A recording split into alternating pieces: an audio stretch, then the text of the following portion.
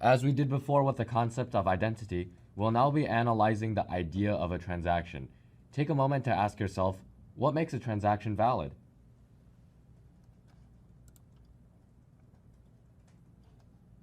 For a transaction to be valid, it must have these three components. 1. A proof of ownership, aka a signature. 2. Available and sufficient funds to spend. And 3. A guarantee that no other transaction is using or has used the same funds. Let's understand these criteria in the context of checks and banks. When you want to make a transaction via a check, you have to sign the check to validate it. That's a proof of ownership. The bank then has to verify that you have enough funds in your account, that you have available and sufficient funds for the transaction. They must also ensure that you do not spend the same money more than once, that you cannot spend 2 or more checks, each spending $100 when your account only has 100 in total.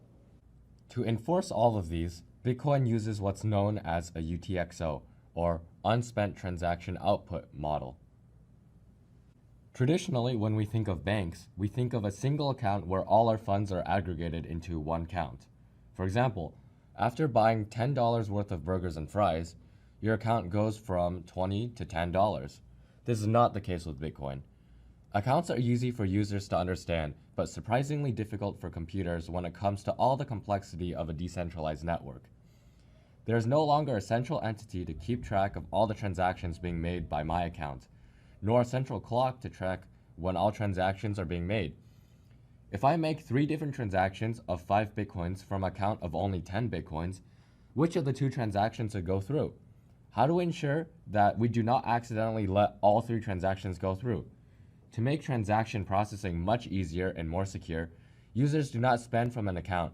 Instead, they spend directly from transactions made to them.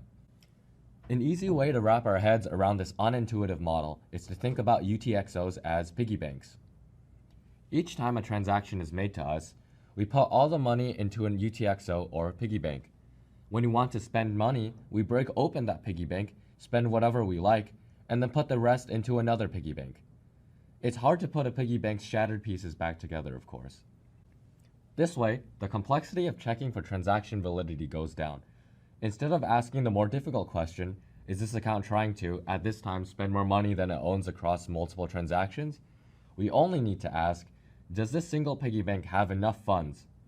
On the other hand, the complexity of keeping track of one's own funds goes up, as each of these various piggy banks needs to be secured and tracked individually.